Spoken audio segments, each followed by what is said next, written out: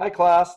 We're going to talk about the Righteous Mind, chapter 11, in this lecture. And actually, I want to start by talking a little bit about chapter 10. I encourage you to read it. The whole book is good. We just don't have time to read each chapter for class, but I encourage you to do that on your own time. Chapter 10 is called the Hive Switch, and Haidt's argument is that human beings by nature, he uses the metaphor of we are 90% chimp, we are 10% hive. And what he means by that is that human behavior can be explained 90% as we're selfish or self-interested. So I either do things because I want them directly, or I do them because I'm self-interested, meaning, you take these classes not because you're selfish, but you're self-interested. You'll come, take these courses, pass the classes, and then you hope to get a degree that might help you get a job. It's in your self-interest to delay gratification in many respects, right? So most of what we do is either directly selfish or it's self-interested, and that's much like a chimp. Like chimps, we are kind to our family, to people that share genetic markers with us, to our in-group. We're pretty harsh to people in our out-group. We want to survive and to procreate, and we have this fight or flight mechanism, and that explains much of what we are. But 10% of us, as humans, at least according to Haidt, is a beehive. So a beehive functions very differently than a troop of chimpanzees, right? A beehive is like one large organism made up of a bunch of individual parts. So some bees are worker bees and some bees are drones, and one bee is the queen, and they all have this very particular role to play. Many of the bees will never have children, or incapable of having children. Only some can pass on their genetic material. But they all know their role to play, and they're like super cooperators. Ants are like this. Wasps are like this. They're called the social insects.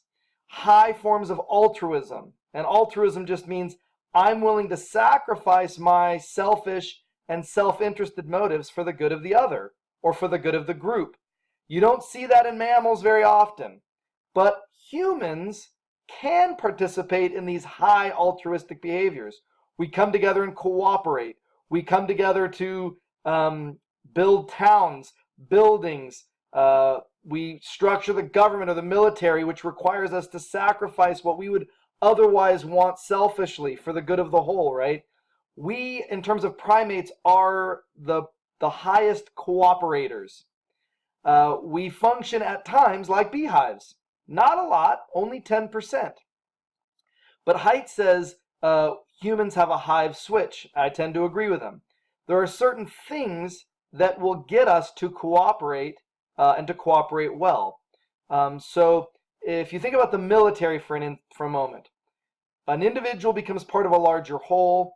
You have a particular role to fill. Other people's lives depend on you doing that well. You become part of a brotherhood, a sisterhood, a platoon.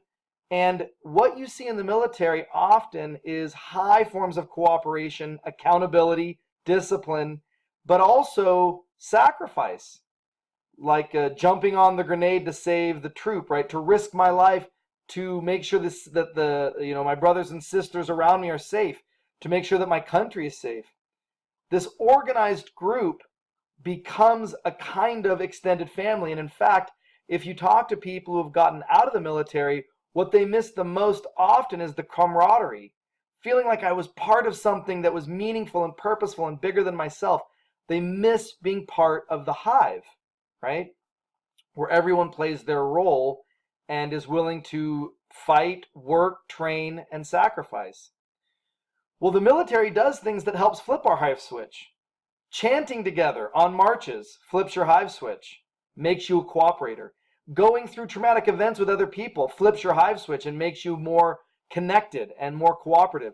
Singing songs in unison together flips the hive switch. If you've ever been to a concert where everyone is singing in unison, there's this melting away where I almost feel like I'm one with the crowd. There's like euphoria, a sense of peace. If you've ever happened in worship, right, where this happens, where you connect to God and to each other as you lift your voices collectively to God, It flips our hive switch and it makes us function more like a collective unit. Well, the military engages in a lot of these practices that flip that hive switch and make us much more sacrificial, much more selfless, much more cooperative, where we can accomplish now more together than we ever could apart. In this chapter, he's looking at religion in general, suggesting that religion and religious beliefs and religious practices flip our hive switch. Okay, so here's how it starts, and some of you might be really uncomfortable with this chapter. It is a scientific and evolutionary look at religious belief and religious practice, not just Christianity, but all religious belief and practice, right? What I'm asking is that if you're uncomfortable, that's fine. Formulate questions, right? Let's engage in dialogue. I want you to understand the argument before you just outright reject it, right?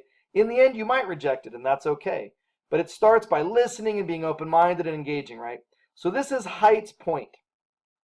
Anytime you see something that is universal amongst all human communities, all cultures, all parts of the world, all languages, right? No matter how far back in time we go, when we discover a human group, it doesn't matter where on the planet we discover them, you discover religious belief and religious practice.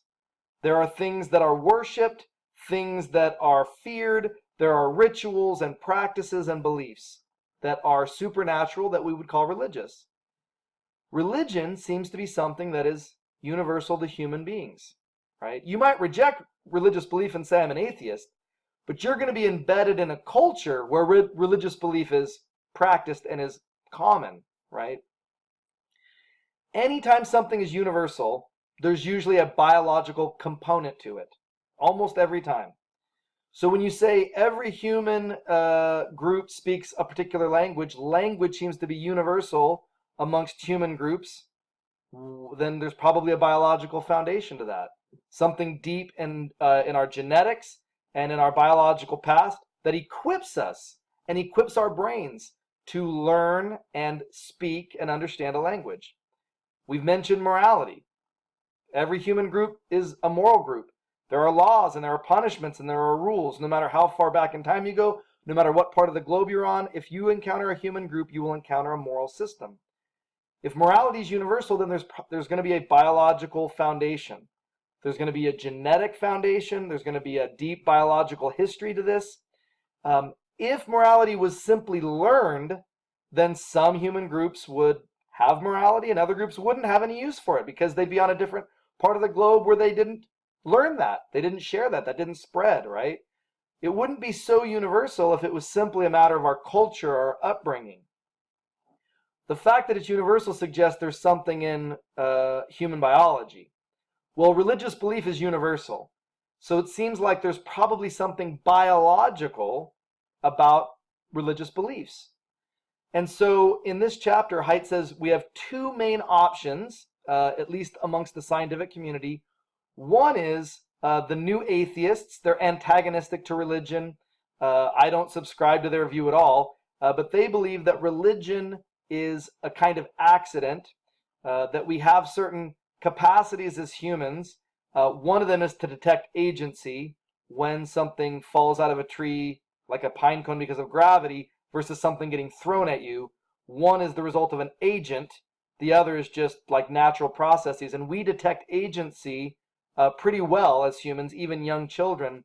But what we have an overactive agency detection, so we see agency when there is none, right? A lightning bolt strikes and we think it's because we're being punished for some sin, right? We see agency all the time when often there is none. Our overactive agency detector sort of leads to religion accidentally, or religious belief. Similarly with like face recognition. Yeah, we see face in the man on the moon, or we see a face in the clouds. But I never look at a human face and see a cloud, but I can look at the clouds and see a face, right? And of course, if I want to survive, that's a good thing. I'd rather make a mistake seeing a face or seeing an agent where there is none than to make a mistake where I think it's accidental and it's really someone trying to hurt me. So it's helpful, beneficial to have an overactive agency detection and overactive face detection, but that leads us to see supernatural causes where maybe there aren't any, right? So their argument is there's thunder, there's lightning, that seems like there's some agent, some angry agent who's sending lightning bolts from the sky, and so belief in God becomes rampant, maybe even universal, not because it's real, of course, it's just something that that happened sort of as a delusion or an illusion. Jonathan Haidt says there's not a lot of evidence to support this notion that this can explain all religious belief. He says there's much more evidence to suggest that religious belief is universal. It exists in every human culture because religious belief is functional. It serves important functional purposes that allow us to survive and flourish as humans and as communities. Religion brings us together. It focuses our attention on something appropriate to worship. We sing songs and dance around fire in some cases, read common scripture, have common beliefs that allow us to become more selfless, that allow us to serve something greater than ourselves, that allow us to pour ourselves into community. It plays on our hive switch. It makes us more altruistic, more cooperative. Religion brings out the best in humans, or at least it can bring out the best. So if you have a religious group, think about early human history, you have a religious group, and then you're competing against an outgroup that has no religious belief. If my religion gives me a sense of camaraderie, unity, a call to morality, a belief that God sees what I'm doing even in private, then I'm going to be a more moral person. I'm going to be more altruistic, more kind, more generous. And that means my group, my religious group, is going to do better at getting resources and surviving than the non-religious group, where there's going to be less morality and more selfishness and more backbiting. So religion is something that allows groups to have higher forms of selflessness, altruism, cooperation. And Haidt says there's all kinds of evidence for this. Religious people give more of their time in volunteer service. Religious folks, on the whole, give much more to charity than non-religious people do, right? So I'm giving more of my time, more of my money. We're engaged in communal activities, religious people are, much more than non-religious. Whether that's coming to church, small groups, right? All, awanas, all kinds of things that bring us together.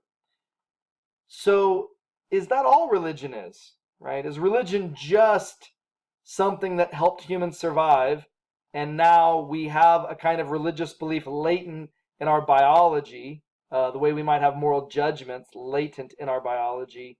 I would say no. I think that religion does help us survive, and I think when religion is at its best, it makes us more loving and cooperative. Of course, there are examples where religions bring people together, they form a community, and then they do all kinds of evil things as well. There's no guarantee that because religion binds us together, creates a sense of selflessness and giving and altruism, that means that religious group will be good, right? It could be a group of terrorists. It could be a group of cult leaders, right, that want to bring down the United States or something. It could be a bunch of racists. So I understand that it's not always a good outcome. But in terms of bringing humans together in community, in an attempt to make us more loving, more altruistic, more sacrificial, more moral, religion has a wonderful opportunity to do that. But I would argue this is no accident. If God has created the universe, if God is using evolution as a mechanism to produce the diversity of life we see, then God will structure the world in such a way that religion will be beneficial, that religious belief will be functional, that religious groups will, in fact, participate in rituals that make us more communal and cooperative and loving. So it's not an accident that religion gives a survival benefit, right? It's not an accident that religious groups are more generous on the whole. This is, in fact, how the world has been designed by God, such that religion would become universal, right? That we would turn our eyes up towards God, that we want to worship something. We have a faith instinct, right? And I think this is powerful because religion then, Christianity in our case, gives us a wonderful opportunity. We work at churches. We are a part of Christian groups that can bring people together, that can bind people together in like non-familial communities of love and support, that we can change our communities and make a difference in the world, that we can share our resources and our time and our gifts, that we can become more altruistic and generous. This is a wonderful opportunity for us to create the best of religion, that people could look at the church, could get a glimpse of the kingdom of God, and that their hive switch might be flipped, that they might want to join something where we are so cooperative and participatory.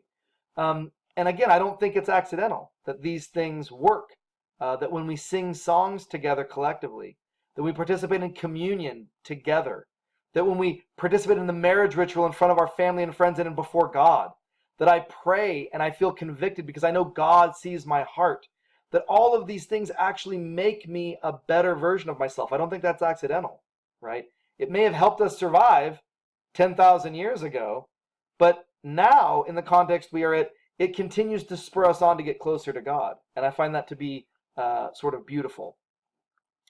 I hope this helps. If you have any questions at all, let me know. I'll be curious to hear what you have to say, and I will see you online.